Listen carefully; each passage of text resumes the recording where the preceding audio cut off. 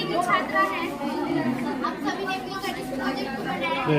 हम सब कक्षा 8 की छात्राओं ने मिलकर इकोसिस्टम का एक मॉडल बनाया है। हमारे स्कूल का नाम राजकीय मध्य विद्यालय कितपुरा बैकुंठपुर गोपालगंज है। हम सभी छात्राओं ने मिलकर ये प्रोजेक्ट बनाया है। ये प्रोजेक्ट साइंस के पाठ 12 से लिया गया है, जिसका नाम है पौधों और जंतुओं में संरक्षण। इसको बनाने का मुख्य उद्देश्य क्या है, मतलब क्या जानकारी मिलती है?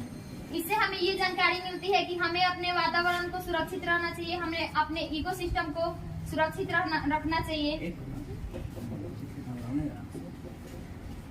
आपको किसी को किसी में करना है? Yes sir. जल मंडल इकोसिस्टम का सबसे बड़ा उदाहरण है।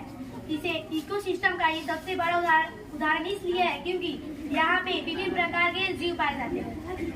ये इकोसिस्टम से मिलकर जैव विविधता बनता है। जैव विविधता दो शब्दों से मिलकर बनता है। जैव यानी जीव, विविधता यानी विभिन्नता, यानी कि जीवों में विभिन्नता। जैव विविधता का अर्थ है पृथ्वी पर पाए जाने वाले विभिन्न प्रकार के जीवों को मिलाकर जैव विविधता का निर्माण होता है। इसे 3 स्तर से समझा जा सकता है।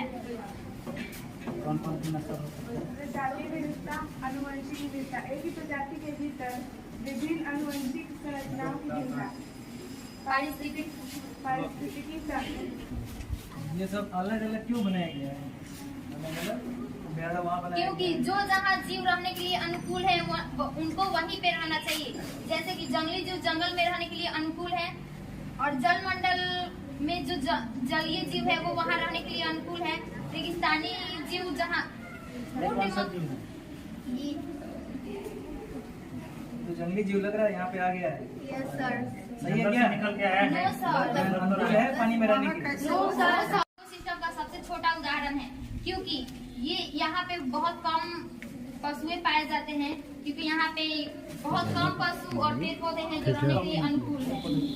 ये अभ्यारण्य है। रेगिस्तान यहाँ पे जल की मात्रा कम होती है, इसके कारण ऊँट रेगिस्तान का जहाज ऊँट को कहा जाता है। और यहाँ पे कांटेदार पौधे भी पाए जाते हैं जिसका नाम कैक्टस है। जैसे सर हमें अपने इकोसिस्टम का सुरक्षा करना चाहिए, क्योंकि अगर हम इकोसिस्टम का सुरक्षा नहीं करेंगे तो हमारे पर्यावरण को नुकसान पहुंचेगा, और हम अगर किसी जीव को मार दे तो दूसरे जीव की संख्या बढ़ सकती है, जिससे कि हमारे पर्यावरण को ढेर सारे नुकसान हो सकते हैं। इसीलिए हमें अपने इकोसिस्टम का सुरक्षा करना चाहिए। सही मानववास है जहाँ पे मनुष्य और अन्य पालतू जानवर रहते हैं। और ये अभ्यारण्य यहाँ पे जंगली जानवर रहते हैं।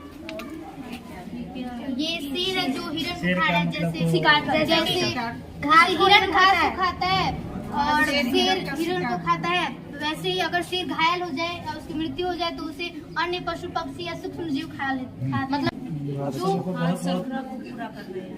Yes ma'am. ये क्या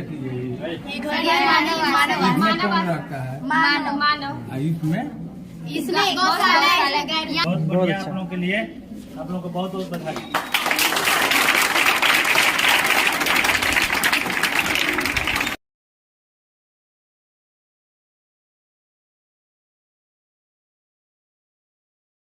good morning sir. Good morning sir. Myself Gunjan Mishra. Myself Swati Mishra. Myself Nargis Khatoon. Myself Saurabh Gupta. हम लोग वर्ग 8वीं की छात्रा हैं। हम वर्ग 8वीं की छात्राओं ने ये प्रोजेक्ट मिलकर बनाया है। हमारे स्कूल का नाम है राजकीय मध्य विद्यालय कितपुरा गोपालगंज बैकुंठपुर। हम सभी 8 क्लास की छात्राओं ने मिलकर ये प्रोजेक्ट बनाया है, और ये साइंस बुक किताब साइंस के पाठ 12 से लिया गया है। पाठ का नाम है पौधों और जंतुओं का संरक्षण। इस मॉडल में हमने यह दर्शाया है कि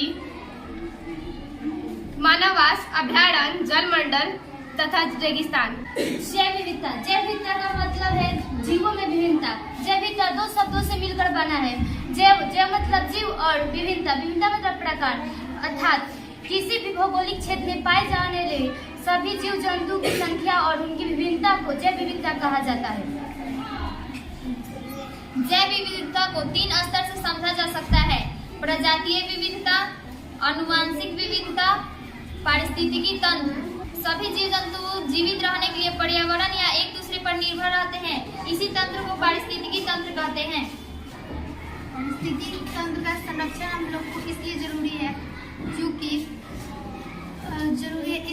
यहाँ पे अगर हम पारिस्थितिक संरक्षण है इसलिए जरूरी है, जैसे कि कोई भी पशु को हम लोगों को पिंजरे में नहीं रखना चाहिए। अगर कोई पेड़ पौधे की कटाई नहीं करनी चाहिए जिससे हमारा वातावरण खराब हो। ये सब क्या है? ये सब थोड़ा समझाओ इसके बारे में। ये है अभयारण्य, यहाँ पे जंगली जीव रहते हैं। ये है जलमंडल, ये इकोसिस्टम का सबसे बड़ा उदाहरण है। यहाँ पे सबसे ज्यादा विभिन्न प्रकार के जीव पाए जाते हैं। ये है रेगिस्तान, यहाँ पे ये इकोसिस्टम का सबसे छोटा उदाहरण है क्योंकि यहाँ पे बहुत कम जीव जंतु और पेड़ पौधे पाए जाते हैं। ये है मानववास, यहाँ पे मानव और पालतू जानवर पाए जाते हैं क्योंकि वो यहाँ रहने के लिए अनुकूल है, इसीलिए। अच्छा, जानवरों को यहाँ भेज दिया जाए तो क्या हो जाएगा? अगर हम लोग जंगल की जानवरों को मानववास पे ला दे तो वो वहाँ पे रहने के अनुकूल नहीं है। वैसे ही अगर मानववास के लोगों को अगर हम जलमंडल में ला दे तो वो वहाँ के रहने के अनुकूल नहीं है।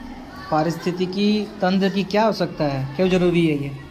अगर हम पारिस्थितिकी तंत्र का नुकसान करेंगे तो हमारे पर्यावरण पर भी नुकसान